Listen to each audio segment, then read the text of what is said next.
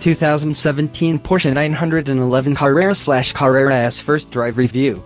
The big news out of Stuttgart for 2017 is that the 911 Carrera and Carrera S are now turbocharged.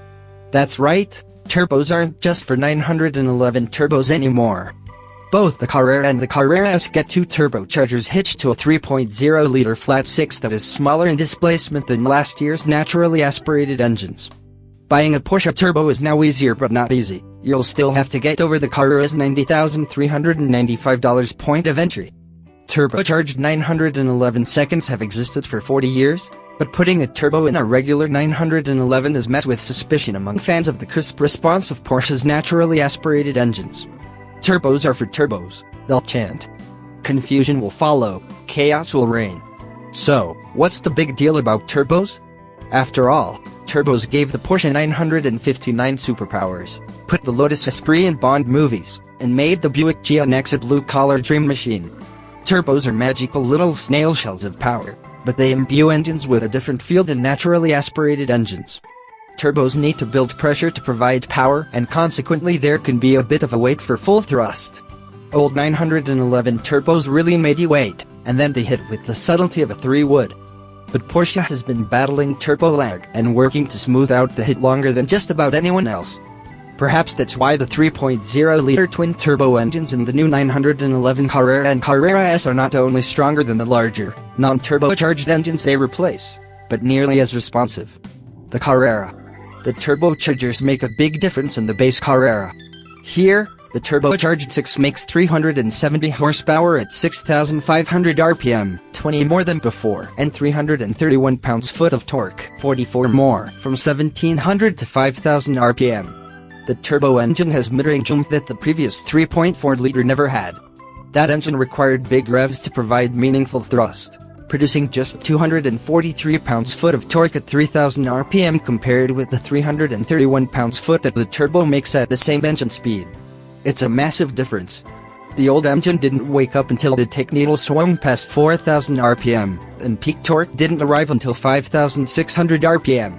The turbochargers bring the power much earlier in the rev range, but at low RPM there's a brief spool up before the power arrives. It's not a big delay, just a minor calm before the storm. The push comes quickly and it's a much harder shove than delivered by the old naturally aspirated engines. In lower gears, the engine pulls easily from idle and makes strong boost by 2,000 RPM. By 3,000 RPM, it's a mad dash to the red line, and there's no detectable lag, just thrust. Lug it in 6th or 7th and the boost takes more time to arrive, but we don't recall the naturally aspirated engines pulling with any gusto from low RPM in high gears.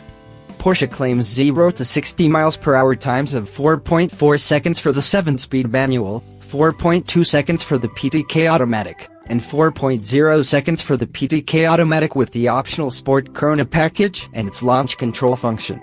Those numbers are 2/10 quicker than Porsche's claims for last year's Carrera. In our hands, we hit 16 4.2 seconds in the old 3.4-liter manual Carrera. We expect to beat Porsche's numbers by a tenth or two. So, that means that the base 911 Carrera might break into the 3-second range. The Carrera S. We're certain that the 420 horsepower Carrera S, $104,395, will break into the 3-second range. Porsche claims 0 to 60 miles per hour times for the Carrera S are 0.2 seconds quicker than before in H configuration. The gap widens even more at higher speeds. In around-town blasts, the Carrera S is a missile. A 2mm larger turbo impeller and tweaks to the engine management software are the major differences between the Carrera and the Carrera S to make the extra power. The S runs more boost, 16.0 psi to the Carrera's 13.1. With so much in common, it's not surprising that the S's power is delivered with the same smooth linearity of the Carrera. There's just a whole lot more of it. The tech needle swings even quicker as you pass 3,000 RPM. The acceleration will flatten your hair against the headrest. Headrest head is now a thing. Bring a comb.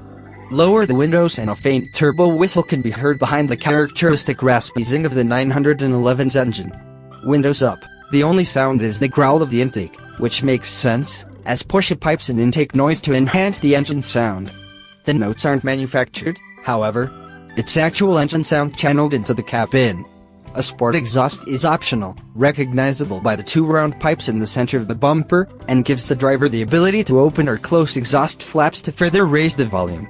Opt for the Sport Corona package and, in addition to a snazzy dash-mounted stopwatch, you get active engine mounts that tighten to minimize the effect of a rollicking engine, as well as a mode selector dial on the steering wheel. Turning it toggles among individual, normal, sport, and sport plus. What the knob changes depends on the optional extras on your car. Switching to Sport or Sport Plus tightens the electronically adjustable shocks. Cars with Sport exhaust get louder in Sport and Sport Plus mode. Manual transmission versions gain automatic rev matching in Sport and Sport Plus. PTK-equipped 911 switch to a more aggressive transmission program that automatically downshifts upon hard braking and holds gears longer. Sport Corona also adds the launch control capability to the PTK automatic. Sport and Sport Plus modes make the engine slightly more reactive by priming the pump through changes in camshaft phasing and retarding the ignition timing. The effect is more exhaust gas blowing over the turbine before boost is called for, which reduces turbo lag. PTK cars with Sport Corona also get a small black button in the middle of the mode dial called the Sport Response button. Hit it and the car gives you the full beauty. The powertrain and the chassis go into their most aggressive modes for 20 seconds of maximum acceleration. Meanwhile, outside the engine room, on the basic Carrera and Carrera S, the chassis undergoes a number of tuning changes. Electronically adjustable dampers (POSM) are now standard on the Carrera. The shocks have a wider spread of damping than before, the coil springs and interior bars are changed, and the rear wheels are a half-inch wider. Carrera S models now offer POSM Sport, which further lowers the car, and the rear wheel steering from the GT3 and the turbo is now optional. Equipped with all the chassis goodies, the Carrera S is a playful car with big grip. The electric power steering offers excellent feedback. There's a GT3-style hungriness to the chassis. The 911 doesn't set a foot wrong, and it's easy to run high speeds with a feeling of safety and control. With Sport Corona, Porsche's stability control system now offers 3 modes: full-on, PSM Sport, which backs off the point of electronic intervention, and full off. The brakes also have undergone some changes. Carrera models get larger 4-piston front calipers and wider front rotors. Carrera S models get larger and lighter floating front rotors that are set on the aluminum hubs with pins. The pads are larger, too, and come from the 911 Turbo. Pony up for the $8,520 ceramic brakes, and you get the Turbo S's 16.1-inch ceramic rotors and 6-piston calipers in front and 15.4-inch rotors at the rear.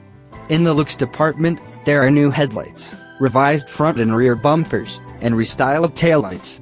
Also, the grille over the engine looks different and feeds the intercooler's air. Inside, the touchscreen wakes up to a passing hand and now incorporates Apple CarPlay. The proliferation of turbochargers largely has been driven by fuel economy demands. Turbos aren't the performance symbols they once were. They're now tied to efficiency. The downsizing of the 911's engine likely was done for economy, but we can't say how successful that was, since Porsche hasn't released its official EPA estimates. But, being Porsche, the turbocharger isn't here solely for fuel economy. The turbo is here to increase power, too. And Porsche's careful integration manages to preserve the involving character, sound, and high-revving bliss of the 911 Carrera and Carrera S's naturally aspirated predecessors.